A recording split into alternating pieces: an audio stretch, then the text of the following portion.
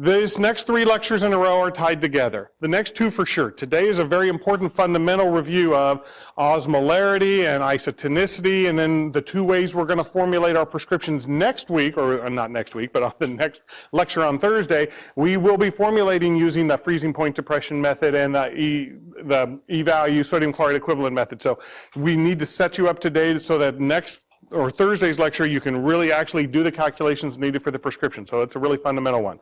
And then there's a buffer solution ones that comes after that. Then everyone hates, I hate, but we'll do it. Then we'll move on to electrolytes, which is getting to be fun again. So with that, let's just get started, all right? So we are going to talk about osmosis, because to understand isotonicity, which is the core of what you need to do for your prescriptions, you got to understand osmosis. So it was kind of interesting. I didn't realize that. Did you know that the first Nobel Prize ever in chemistry in 1901 was awarded to Jacobus van Hoff, who essentially was the first one to describe the movement of fluid across this semi-permeable membrane. It was kind of sad, though. Apparently in 1901 they hadn't invented the comb yet. But anyways, so what he described was the flow of solvent, meaning water, across a semi-permeable membrane is driven basically from the dilute solution to the more concentrated solution. That's a key. Fluid, semi-permeable membrane keeps the solutes out, but allows the fluid or the water to pass between them. And the direction the water moves is from the low concentration to the high concentration. It wants to dilute the high concentration down. All right? So the amount of force that drives that fluid movement is the number of particles. That's an important term. I'm going to keep saying that, particles. Because the number of particles, the more force that is going to be driving that water movement. Okay? So keep that in mind. That's, again, we're talking about osmosis. So to understand this, I'm going to kind of go through these examples here in a second. You've got to be able to determine the number of particles. All right? Particles are certainly related to moles, which is a measure of molecules, which can be derived from weight. So again, making sure that these skills from going from weight to moles to particles is really important. And I'll do that with kind of 3 different examples here. So let's start with the easiest example, which is a non-electrolyte. Make sure you understand what that term is. So I use the word glucose here, and I show you that molecule not just to impress you with my Google ability, but so that you realize, look at that molecule. Does that look like it's something that when you put it in water will basically break apart into component pieces, or is it just one big thing? It's one big thing. It's not an electrolyte, so there isn't any part of that glucose that falls off in water. It stays. So if you put one basically molecule of glucose in water, you still get how many molecules? One molecule, because the glucose doesn't change. You're going to see that's different for electrolytes, but in a glucose molecule like this, one piece is one piece. It doesn't change when you put it in water. Okay? So let's count the number of particles using this example of 18,000 grams or 18 kilograms of glucose. So hopefully you can do this first step. The first thing you have to do to count particles is get to the number of molecules. And you have to get the molecules from weight by knowing that the conversion from weight to moles is the molecular weight in grams. So 1 mole, which remember we talked a little earlier, is, are you okay with that? You got to know mole is essentially counting molecules. A mole is a count of molecules, right? So to get to the count of molecules in moles, you divide the weight by the formula weight. Okay, we said the formula weight of glucose is 180. So right here, we're dividing that. So again, my grams cancel, and I'm in moles of glucose. And so we're starting these, all will essentially have 100 moles or 100 molecules to begin with. Okay, so far so good? This is important. It's going to seem stupid for some of you to do it this way, but I'm going to be consistent and solve all of these number of particles for all of these examples exactly the same way. And there will be differences, so I want to point that out. So once you know the number of molecules, the question is, you've got to know, for this molecule, if I start with 100 of them, how many will dissociate? What does the word dissociate mean? Again, to understand these slides, you got to understand that. To dissociate means to fall apart into pieces. Okay, to come apart, to separate. To dissociate means you have one thing that becomes 2 things. That would dissociate. Okay, did we say that does glucose dissociate? No, it's a non-electrolyte. So my point here is I'm going to take the essentially 0% dissociates. When it's a non-electrolyte, 0% dissociates. So if I start with 100 moles and multiply it by 100%, what percent actually dissociates? 0. Okay, I want to make sure you understand. That seems kind of stupid at this point, but you'll see it's not always going to be this case. So again, you always have to do this. You always have to know how many are undissociated and how many are dissociated. For glucose, there's none dissociated. So to calculate the undissociated, just take the total of 100 and subtract the undissociated 0, and you get 100 not dissociated. So the undissociated in this thing would be 100, the dissociated would be 0. Okay? Have I bored you to death already? That seems so intuitive. But what have I counted? I've counted my dissociated and my undissociated. Okay? Now, if I have 100 undissociated, how many do I have dissociated? 0. We already calculated that. So my total number of particles, remember, now I've switched to the term particles. The total particles will be the number undissociated plus the number dissociated, right? So since we had 100 undissociated and 0 dissociated, I have 100 total particles. Does that make sense? We started with 100, it doesn't break apart, it stays as a whole, it's 100 pieces. Okay? Now, the reason for doing it in this stupid long format is because there are some that do dissociate, and it becomes a little more complicated. So let's use the example of sodium chloride. That's a very simple molecule, right? One sodium and one chloride that stick together. So if I say a molecule of sodium chloride, what's the formula for sodium chloride? NaCl, right? When you put that in water, it dissociates. And in this example, we're going to assume 100% dissociation. If it breaks down, dissociate means fall into parts. What are the two parts to sodium chloride? A sodium and a chloride. I will show you kind of visualize a little picture of that. Okay, so let's go forward with this. Let's convert our 5,850 grams, our weight, to the number of moles by dividing by the formula weight, which is 58.5. So starting with that number, once again, means I'm starting with 100 moles. Number of molecules, 100 molecules of sodium chloride. In this case, I said it will completely dissociate. There will be no sodium chloride molecule that will stay together. They're all going to separate. All right? So if I start with 100 moles and I have 100% dissociate, then I have 100 molecules dissociated. All right? So how many are left undissociated? This sounds stupid again, but bear with me. If I started with 100 total and essentially 100 dissociate, then how many are undissociated? 0. They're all dissociated. So I don't have any undissociated I have to worry about. They're all dissociated. Now, what do I do with the dissociated? Remember, it fell into pieces. So what you need to do is take the number of parent molecules you start with, which is 100, multiply it by, and this is an important ratio, by the formula in the sense that how many molecules of what you're looking at do you have in the parent molecule? I say you have 1 sodium ion for every 1 sodium chloride. Do you agree with me on that? And I set it up in multiplying this way so that you can see the moles of sodium chloride cancel with the moles of sodium chloride, and I end up with just moles of sodium. All right? So 100 moles of sodium chloride, would you agree, when it breaks apart, will produce 100 moles of just the sodium? Ooh, that's kind of cool. What about the chloride? It's the same thing. Would you agree, for every 1 molecule of sodium chloride, you get 1 chloride as well? So if I have 100 sodium chlorides, how many chlorides do I have? 100. Now, let's count the particles. Remember, we count both the undissociated and the dissociated. Oh, what am I doing here? This better not be freaking out on me.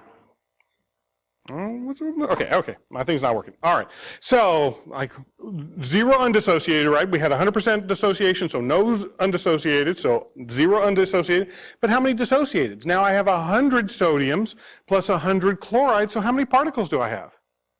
200. Are you with me on that? So we were able to count. If I start with 100 moles of sodium chloride, I end up with 200 particles. Why? Because 100 are sodiums and 100 are chlorides. Are you with me so far? Is that okay? Easy? Bored?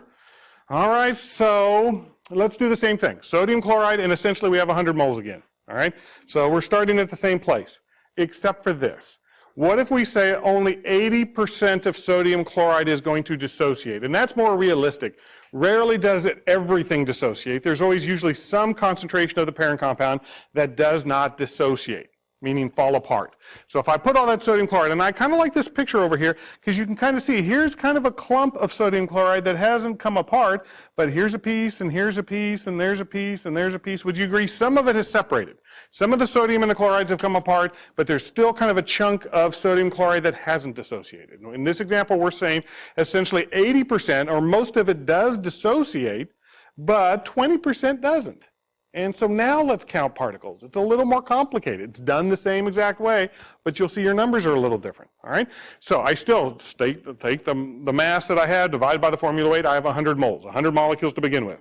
80% dissociate, so I may 100 times 80%, or 80 over 100 means that 80 out of the 100 will dissociate. So far, so good? So 80 will dissociate, Okay, so how many will not, oh man, my thing don't work. How many will not dissociate? Let's start with the total 100 minus the 80. Are you okay that if 80 dissociate, 20 do not dissociate? Okay, now let's go down and do my dissociated. Well, we said the only ones that dissociate are those 80 molecules. So it's those 80 molecules that are going to produce both one sodium and one chloride. So I'll get 80 particles of sodium and 80 particles of chloride from my 80 dissociating sodium chloride molecules. You see where this is going? Now let's add it up, but be careful here. We now have some undissociated. How many undissociated sodium chlorides that are still intact? 20. Okay, and while they're still there, so we have 20 particles that are basically the parent molecule, but we also then, since 80 did dissociate, have 80 sodiums and 80 chloride. So what is 20 plus 80 plus 80? That's 180 particles. Okay with that? All right. How can we make it even just a little variation on that? Is let's do one last example, and I'll try to go through it quick here, is the zinc chloride. So what's different about zinc chloride is the formula is not NaCl, it's Zn, but what? Cl2. So what will the Cl2 have to do with all of this, all right? So let's convert its weight by its formula weight to get to 100 moles. Again, this is 80% dissociated, so we'll have 80 out of the 100 molecules dissociate, which means 20 molecules are still left undissociated, stuck together, okay? That leaves then 80 that do dissociate. And if I go down to here, now the zinc, if you look in the formula, zinc chloride, again, there's only one zinc for every one zinc chloride molecule, right? So that's why we still have 80 moles of zinc chloride, we get 80 moles of just zinc. But this is what's important, is that you realize since the formula is Cl2, that means there are 2 moles of chloride for every time a zinc chloride dissociates. You don't just get one chloride, you get how many? 2. So you're going to take the number of parent molecules, 80, times 2 to calculate the total number of chlorides that are going to come along this time. So 2 times 80 is 160. So are you okay that when we have, essentially when a zinc oxide molecule does dissociate, you get 1 zinc and 2 chlorides, which means how many particles altogether really? 3 for every 1 molecule, okay? So, having said that, let's add up the total. 20 from the undissociated, plus the 80 from the zinc, plus essentially the 160 from the chloride. So what's 20 plus 80 plus 160? That gives us 260 particles. So would you agree in each of our examples here, we've had a different total number of particles. Can you count those? Do you guys make sense? I will refer back to these numbers. There's a reason for doing this. We'll come back to this. But the number of particles is crucial for calculating your dissociation factor, and that dissociation factor is a part of calculating for isotonicity. So this is fundamental to understand how to count particles, whatever amount of whatever product that you're dealing with. Okay? Now, let's get back to the osmosis thing and the flow of water, because this whole thing with particles, remember, is what drives the movement of water is the particles. But now, how does the water actually move? So this is kind of a classic thing, and it's a good for illustration. So picture this. We got 2 beakers that are connected with this semi-permeable membrane. Okay, and if you just have water in both beakers, and you can see the water in those beakers are at the same level, the water's not going to move around. There are no forces to push the water to the left or to the right from those beakers. Okay? Well, we said, though, water will move in the direction of the one that has the greater particles. So if we put 0.5 molar, what is molar? Moles per liter. It's a concentration, right, of moles, meaning the number of particles or molecules. So moles per liter, particles. If we put 0.5 molar of glucose in one side and none in the other side, how come the glucose doesn't flow to the other side and equal out as well? Because the semi-permeable membrane keeps the solute on one side. Does that make sense? So we're saying that the sucrose, or glucose in this case, is trapped in the one beaker because it can't get past the membrane, but the water can flow. So which way would the water flow? Towards the glucose, because again, there are more particles in the glucose side than there is in just the pure water side. So osmotic pressures, those particles will suck the water towards them, okay, in an attempt to try to dilute that concentration. Is that so far so good? That's kind of basics for osmosis. Now, let's make it a little more difficult here, all right? So we got the same setup, 2 beakers with a semi-permeable membrane, but I put a dam in front of the membrane so nothing can move yet. So once they're dammed up, I put 0.5 molar of glucose on one side and 0.5 molar of sucrose on the other side, all right? So 0.5 molar, so it's got the same concentration, but keep in mind, glucose has a very different molecular weight. The molecular weight of glucose is only 180, whereas for sucrose, it's 342. Okay, so the molecular weights are different, but I have 0.5 molar on both sides. So tell me, which way is the water going to move? Towards the glucose, towards the sucrose, or no flow at all? What are your thoughts? Well, what is molar? Moles per liter? What is moles really a measure of? Molecules, right? So would you agree that regardless of whether would you agree that a glucose molecule is much smaller than a sucrose? Would you agree? Look at the molecular weight. They're different sizes. Did we care about the size of the molecule? No, you could compare a sodium to a glucose molecule. That's very different. It's about the number of particles. We counted the numbers of particles, not the sizes of particles. So in this sense, since whether it's glucose or sucrose, it has the same concentration in the terms of the number of molecules per liter, right? Moles per liter is a count of the molecules. The molecules are the same on both sides. Therefore, the number of particles are the same on both sides. So what happens to the water? It just sits around with nothing to do, like you. All right, so nothing moves, all right? So, are we okay on that? Now let me test you. On this one, it's the same setup. They both have the same concentration. So will there be no movement, or will there be movement towards one side or the other? Now, it's concentration dependent, right? The number of particles. Does grams per liter actually tell us how many particles they have? Is weight related to size? Well, unfortunately, it is, all right? So we've got to calculate the number of particles based off of the weight, accounting for the difference in the size of the molecules. Could you do this? Oh, I hope you can do this. Let's just convert the weight in grams to the number of moles by dividing by the formula weight.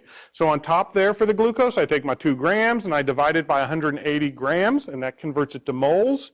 And I just converted it to millimoles to give me a nicer number, so I just multiplied by 1,000.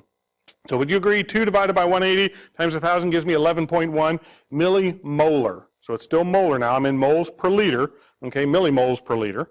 Now for the 2 grams per liter, I divide that by 342 for the sucrose, and I get a concentration of 5.8 millimolar. So even though the weights per liter are the same, are the number of particles the same in those 2 containers? No, we just said there's a lot more of which?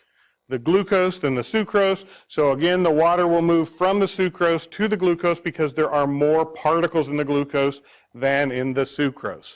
Okay, and we couldn't have known that by looking at the weights. We had to convert it to what? Moles. We had to convert it to the number of molecules. All right, that's the only way we know. All right, let's do one last one. It says, okay, now same situation, but I went back to molar. So I have 0.2 molar of sodium chloride on the left, and I have 0.2 molar of sucrose on the right. And again, I'll tell you the molecular weights are very different between sodium chloride and sucrose, but does it matter? Did I give it to you in grams or in moles? Moles, right? Isn't that the number of molecules?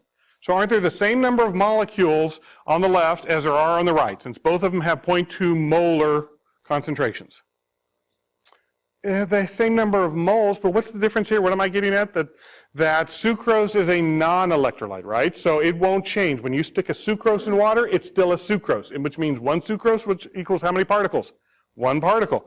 But the problem with sodium chloride is it's an electrolyte. And so while I start with 0.2 molars, that's the number of molecules of the parent compound sodium chloride, in water, what do? They separate. And I end up with 0.2 molar of sodium plus 0.2 molar of chloride, which means the total number of particles is 0.4 molar. All right? So in the end, you would get the water movement towards the sodium chloride, because even though the molar amounts were the same, you had a non-electrolyte and an electrolyte. The electrolyte produces more particles and therefore more water movement towards it. Do you see why knowing whether something's an electrolyte or not electrolyte is very important for tonicity, as we're getting to it in terms of that, because of the number of particles that it produces? Okay? Well, why is that? Again, why did we even review osmosis and all of that? Is that we're getting to tonicity, because what you're going to do are compound drug products, IVs, ophthalmic solutions that you're going to put into or mix with biologic fluids.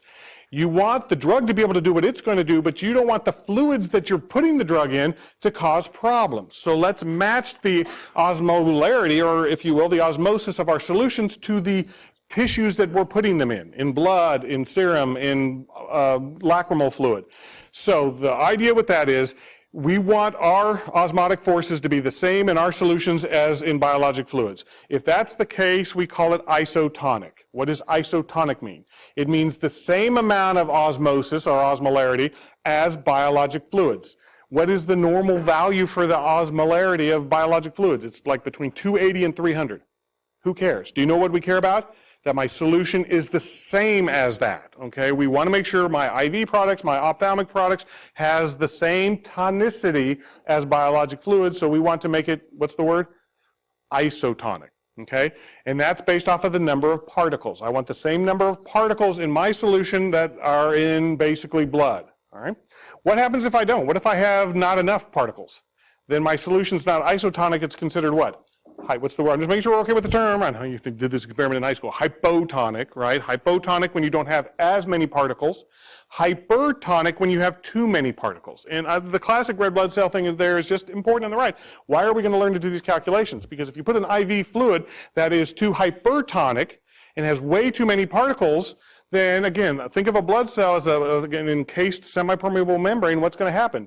With all those extra particles on the outside, fluid is going to get sucked from inside the cell to outside the cell to try to bring that concentration down, and you get all a bunch of squishy red blood cells. That's bad, okay? They implode. The only thing worse than an imploded red blood cell is an exploded red blood cell when you do too hypotonic a solution.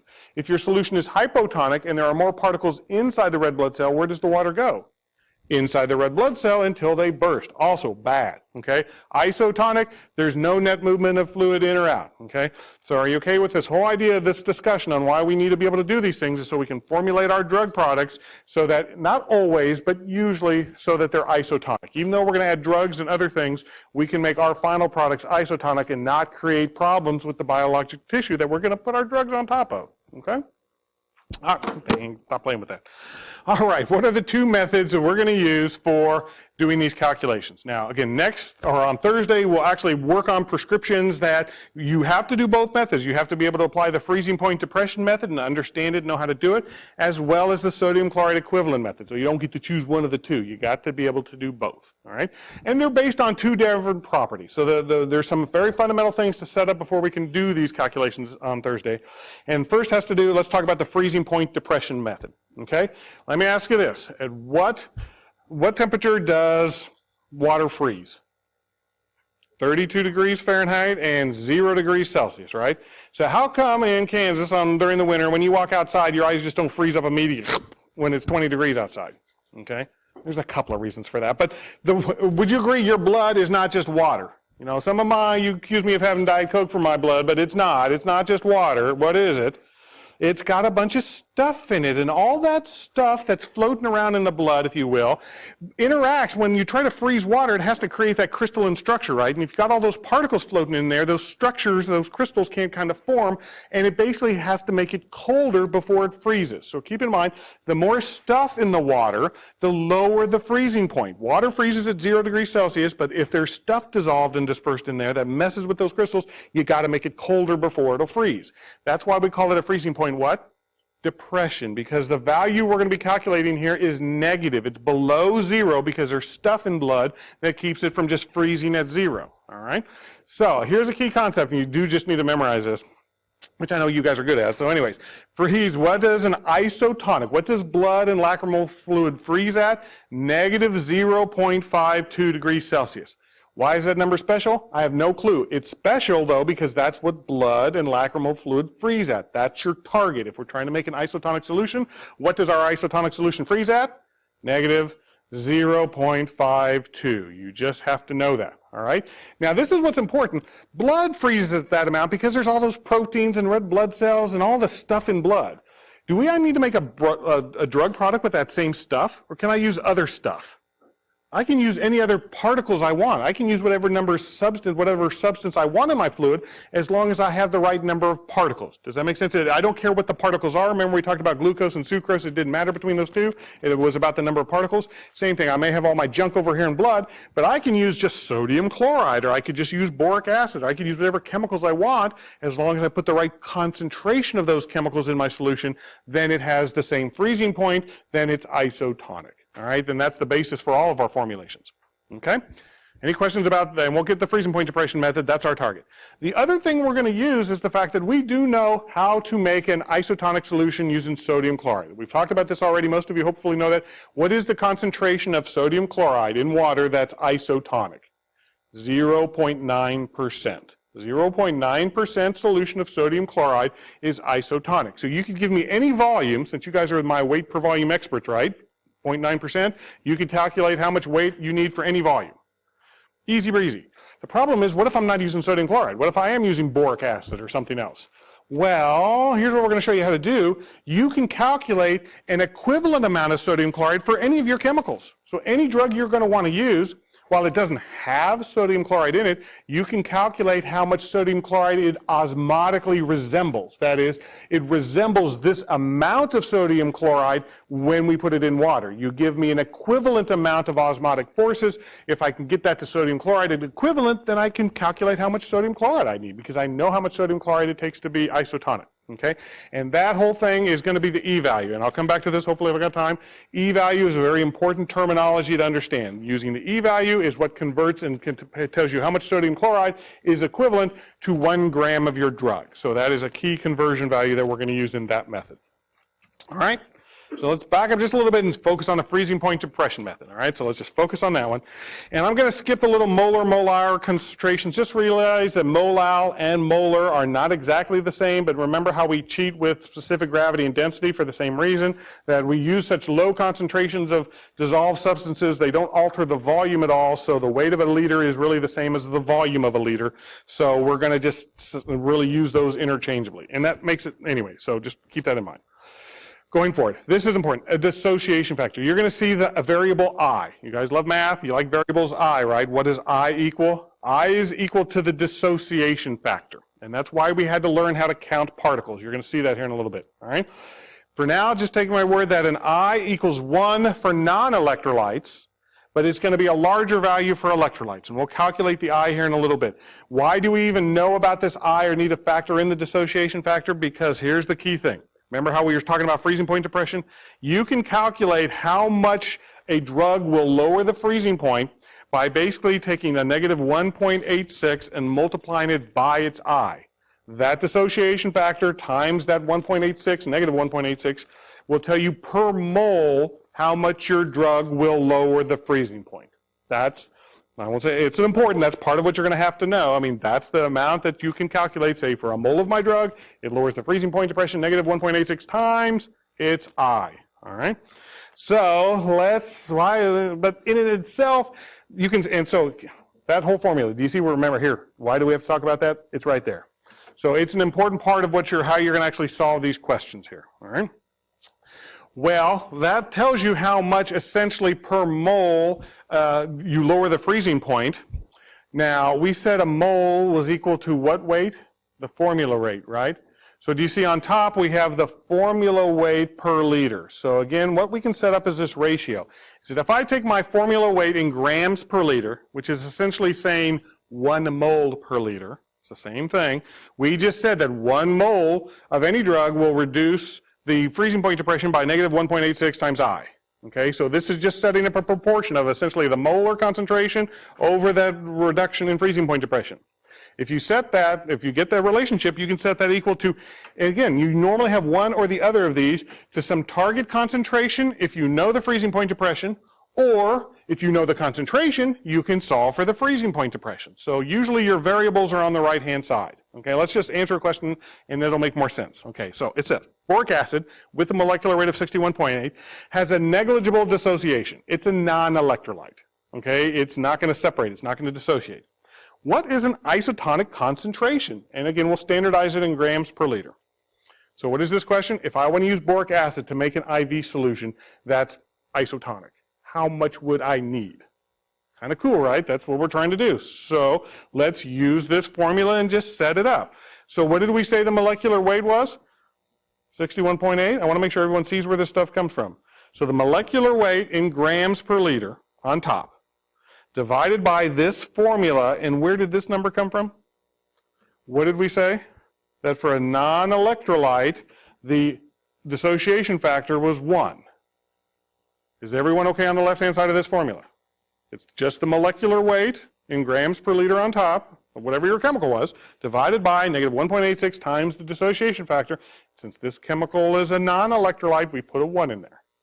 All right? That's the proportion for that chemical. Now, do we know what concentration is isotonic, or is that what we're solving for? That's what we're solving for. So X here is going to be the concentration, all right, in the same units of grams per mil grams per liter, sorry. But do we know what target we want it to freeze at? Where did the negative 0.52 come from? That's isotonic, right? Aren't we asking at what temperature is it isotonic? So the isotonic comes in, and that's why we put that temperature down there. And I'm starting to look at all those red lines everywhere. Everyone okay with setting it up?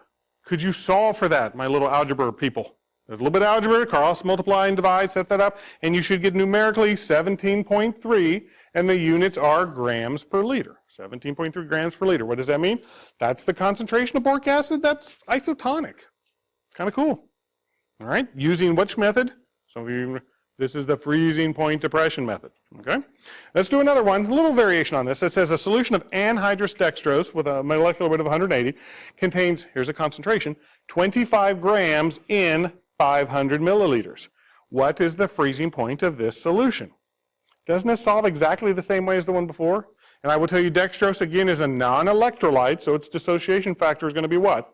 1. Okay, so let's just set it up. Oh, wait a minute.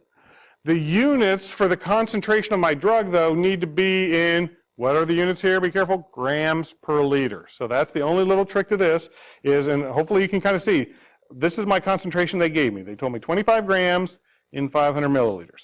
Okay? The problem is I need to be in these units, grams per liter. Well, I'm already in grams, I'm just not in liter, I'm in 500 milliliters. So you can set this up as a proportion, you can solve this anyway, but would you agree if I multiply 500 by 2, what do I get?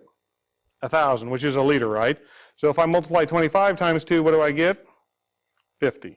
So essentially, 25 grams per 500 milliliters, just multiply both by 2, gives me essentially 50 grams in a liter. Is everyone okay so far? And all I've done is re-express my concentration from 25 grams per 500 mils to 50 grams per liter.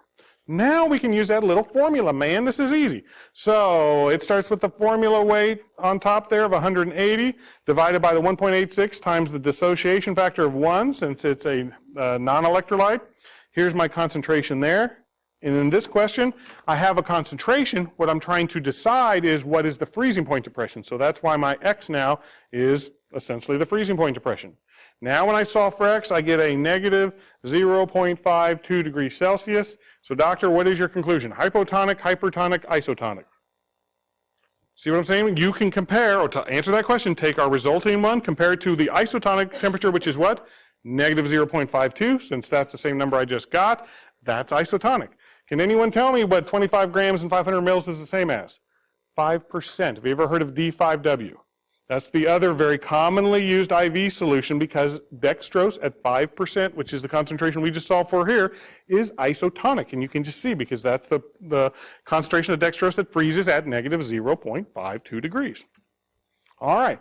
You're going to make it a little harder now because there's been easy breezy up to this point. Same formula. Formula's not going to change, but up to now, our dissociation factor has always been what? 1, because it's only been for non-electrolytes.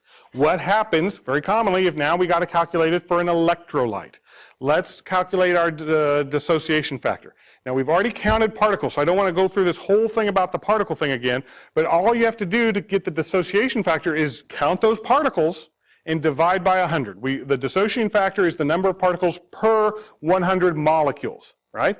Parent molecules, if you have 100 parent molecules, essentially, what are the number of particles? Take the total number of particles divided by 100, that gives you your factor. So, do you remember for the sodium chloride, or flip back if you need to, when we counted all that up for an 80% dissociation for sodium chloride, when you started with 100 moles, we got 180 molecules. Okay, I'll remind you of that. If you need to go back, we worked that out. To calculate its dissociation factor, the 180 molecules came from 100 moles, so what's 180 divided by 100? 1.8. So the dissociation factor would be 1.8, but make sure you understand it came from counting particles and coming that 180 total, divided by 100. The dissociation factor is always standardizing it per 100, okay? What did we do for the zinc chloride? Because we're going to use these here in a minute. I want to make sure I understand. Go back to there. Remember zinc chloride, we had 20 undissociated plus 80 zincs plus 80 chlorides plus 80 chlorides, right? Remember? So again, you had the 20 plus the 80 plus the 160. You added all that up. That was the 260. Does that number sound vaguely familiar when we counted 260? So the 260 came from 100 molecules, so 260 divided by 100 would give us a dissociation factor for zinc chloride at 80% dissociation of 2.6. Okay? So this is where, again, I think I may lose some of you. It goes back to the counting of the particles. Just remember to take the number divided by 100. Now, the whole point of that, why did we do that? Let's just answer this question. We're going to use the same formula we've been using. Let's use our new, essentially, or different dissociation factors. What is the freezing point of a 0.1% solution of zinc chloride? Okay, dissociating at 80%. All right, so there's a couple of things going on here. It's dissociating at 80%, it's an electrolyte, and our concentration is not in grams per liter. Would you agree? We need grams per liter. So what do you want to do first? Let's fix the concentration. So what I would do, there's my formula, that's the same formula we're going to use, but let's go ahead and fix our concentration. So essentially I said 0.1%. Okay, that here is that. Let's re-express that as, can you do this, okay? 0.1 grams per 100 mils. That is the meaning of a 0.1% weight per volume solution. So far, so good? Now, we need grams per liter. So let's just, and you can do this any way you want, but all I did was multiply the bottom by 10, therefore I got to multiply the top by 10, so that the bottom becomes 1,000 milliliters, which is a liter, which means on top I have 1 gram. So are you okay with me saying that 1 gram per 1,000 milliliters is the same as 0.1 grams per 100 mils? So that's my, essentially what I'm going to use then is a 1 gram per liter is essentially what my 0.1% is. And this is where we've done some of these calculations already. If this doesn't flow really well, please come see me. We just need to practice this to make sure you can get that okay. Because now we can start to use our formula, all right? Because now we know, and I'm going to do the right first, we know what concentration I have of my zinc chloride, all right? That's the concentration I have. What I'm solving for is the freezing point depression. So that's what I'm asking for. All right, so far so good? So now all I do is do my molecular weight in grams per liter on top, and I have the same formula, but oh my God, where did that come from? Okay, remember the dissociation factor for zinc chloride now, it's an electrolyte, so it's not 1. So I'll go back to what we just counted, which was that there were 260 particles. Remember the 20 plus the 80 plus the 160, the 260 altogether. So again, 260 particles divided by 100 was 2.6. So that's where the 2.6 comes from. Do you see where it solves the same way? It just is a little more complicated in coming up with the right dissociation factor. So now when you do that math all the way across, you should get a negative 0.035 degrees. Okay? Doctor, isotonic? No. What should it be? It should be, if it's isotonic, negative 0.52. So is this lower or higher temperature? This freezes at a lower, or at a higher temperature, if you will, in that sense. So it's an hypotonic. It does not have as many particles. That's why it freezes closer to 0. So this is a hypotonic solution relative to the 0.52, or the negative. Okay? All right, sodium chloride equivalent method here is super important. I'm going to go through this a little faster in the sense for time. And here's the deal. You can read through all of this derivation. I don't want to harp on this, but this is what's kind of nice about using the sodium chloride method. Because we're always referring everything back to sodium chloride, you can just memorize some stuff about sodium chloride and you don't have to calculate it, okay? What is the molecular weight of sodium chloride? 58.5. When will it be different? Never. That's the molecular weight of sodium chloride. It's 58.5, all right? And for all of these calculations, I'm telling you, we standardize the I value, this whole dissociation factor, at 1.8. Does that sound familiar? Did we do sodium chloride at 80% dissociation earlier and get 180 particles? So if we take 180 particles divided by 100, it's 1.8. The reason I had you practice that one is in these formulas, when we do this E-value method, the nice thing is, in the E-value method, these two values will always be the same. That number, which is why I set it up that way, will never change. So this formula is a little bit easier to memorize in the sense that you always start with 58.5 divided by 1.8, and do you know where those numbers came from? Talked about them, right? So that's where they came from. Times essentially the inverse of those values for whatever your drug is. So we are going to calculate an E-value for any drug or chemical by taking 58.5 divided by 1.8 times the I value for that drug divided by its molecular weight. Okay? And the reason we're multiplying by the inverse is because you can see here it's actually a dividing by that. So I don't want to go through this whole derivation stuff, but that's essentially why the easiest thing to memorize is 58.5 divided by 1.8 times the I divided by the molecular weight. And that gives you an E-value, okay? And let's do an example here, and then I'll talk about it. So let's do this quick. Boric acid, we've seen that before, 61.8, has a negligible dissociation. It's a non-electrolyte. So what's the E value? What is the E value for boric acid? All right? It's easy. The 58.5 divided by 1.8, that never changes, times, now here's the deal. What's the dissociation factor for a non-electrolyte? 1 divided by the formula weight. So just make sure you see where this stuff comes from. That is coming from there. This one is coming from there, and this never changes, man. Just learn it, okay? So, is there even a variable there? That's not even a challenge for y'all, I'm sorry. But anyways, just do the math and see if you can get the right number and get 0.52. Now here's the deal, this is important. Because here's on the test, and I'm going to say the E value for boric acid is 0.52. You know what you're going to say? What are the units? 0.52 what? There are no units to it. You have to be able to, well, there are units to it. You have to be able to put the units with it. Because the E value represents the weight in grams of sodium chloride per 1 gram of your drug, in this case, boric acid. So let me restate this. E value of 0.52 would mean 0.52 grams of sodium chloride per 1 gram of boric acid. Could you possibly imagine where that could go wrong? Don't record this. Who's 0.52 grams of boric acid per gram of sodium chloride? I didn't just say that, right? That would be wrong, right? You're never going to make that mistake, right? You're always going to remember that the E value reflects the weight of the sodium chloride standardized per gram of your drug. All right, that may make me nervous. All right, let's do the next one for zinc chloride here. I'm trying to get through this. We've done this before, so let's just set it for the zinc chloride. It's the same 58.5 divided by the 1.8 times, now we said for the zinc chloride, because of its particles, it has a dissociation factor of 2.6, divided by its molecular weight of 136.3, and you do that math, and you get 0.62. So, can you tell me the units? 0.62 grams of sodium chloride per gram of zinc chloride. All right, that's really where we're going to pick up next, in the next lecture when we start doing this. Okay, so let's do. I think I have 2 more questions and I'll be done. So we'll be quick. You guys have done really good. All right, so calculate the percentage concentration of boric acid solution that is isotonic with body fluids. Okay, now using the E value method. Okay, so using the E value I give you for boric acid, we want to calculate the percentage concentration that's isotonic. The only trick with the sodium chloride equivalent method is you have to first set up your target. That is, to know what you need to know how much sodium chloride you would need. So it wants to know the percentage concentration. So a percent is some amount over what? 100, would you agree? So what we need to know is the amount of sodium chloride that would make 100 milliliters isotonic. So let's first start with our target. How much sodium chloride? I don't care about boric acid yet. Let's just deal with sodium chloride. Isotonic sodium chloride is 0.9% weight per volume. That means 0.9 grams of sodium chloride per 100 milliliters.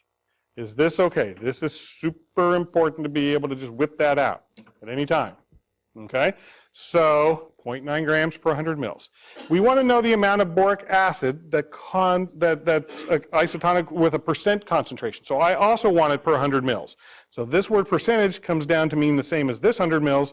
So essentially, I need the boric acid equivalent to 0.9 grams. Because isn't 0.9 grams of sodium chloride the amount I need for 100 mils for sodium chloride? So that's the amount I need for the 100 mils of the boric acid. I need 0.9 gram equivalents. Again, there's not sodium chloride in boric acid, but I need the amount of boric acid that mimics how much sodium chloride? 0.9 grams. So do you understand why we did this step first? I have a target now. I know how much sodium chloride I need to get. Now I can decide how much boric acid it takes to mimic that, okay? Because I'm going to rewrite the E value. I rewrite the E value with its units. Okay, an E value of 0.52 means 0.52 grams of sodium chloride per gram of boric acid. And now you have a conversion factor. You have a way to convert from the weight of sodium chloride to the weight of boric acid.